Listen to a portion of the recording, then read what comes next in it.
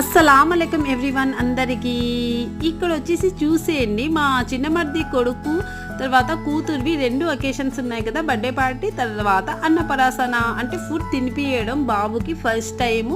మా ముస్లిం ఇళ్ళలో ఎలా చేసుకుంటారనేది కూడా మీరు చూడాలనుకుంటే మా ఛానల్కి సబ్స్క్రైబ్ చేసేయండి. మరి ఈ 2 అకేషన్స్ ఉన్నాయి, డెఫినెట్గా షేర్ చేస్తానండి. కొన్ని మంచి వీడియోస్ ఉన్నాయి. ఇక్కడ పాపకు వచ్చేసి రెడీ చేస్తున్నారు చూడండి, తన చెల్లి బర్త్డే కోసము రెడీ అవుతుంది. తను వచ్చేసి మా సెకండ్ మరిది కూతురండి.